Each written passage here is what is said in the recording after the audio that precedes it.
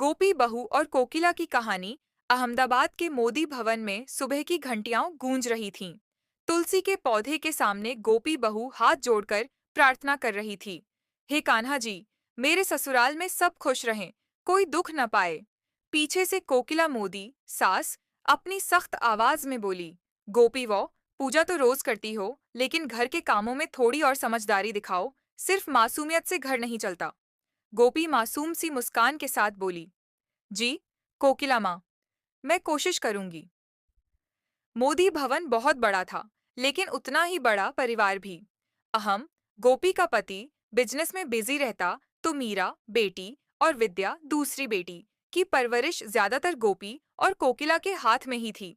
राशि, गोपी की चचेरी बहन और जेठानी, अक्सर चालाकी दिखाती, जबकि जिगर, उसका पति, सीधा सादा इंसान था। गोपी पढ़ी लिखी नहीं थी, लेकिन उसका दिल साफ था। जब भी कोई मुश्किल आती, वह भोलेपन से भगवान पर भरोसा रखती। एक बार बिजनेस में बड़ा नुकसान हुआ। अहम गुस्से से बोला, गोपी, तुम्हें समझ ही नहीं आता कि ये घर कितना बड़ा है।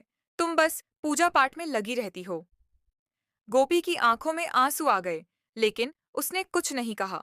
उसी समय कोकिला बोली, अहम, गोपी भले ही पढ़ी लिखी नहीं है, पर उसका दिल सोने जैसा है। ये घर उसकी वजह से जुड़ा हुआ है।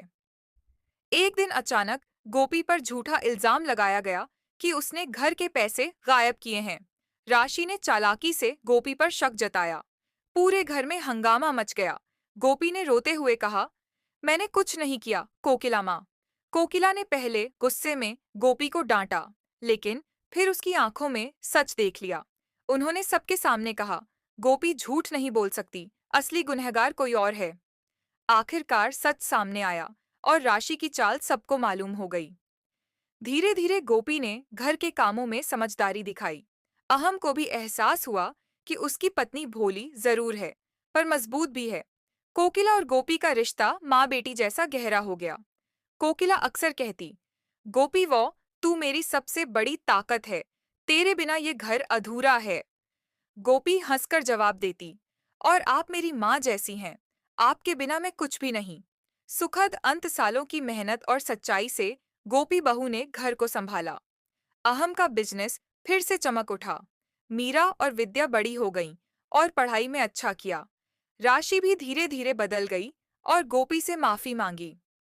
मोदी भवन में अब रोज हंसी खुशी गूंजती थी। और इस सबके पीछे सबसे बड़ा हाथ था गोपी बहू की मासूमियत और कोकिला माँ का सख्त लेकिन सच्चा साथ।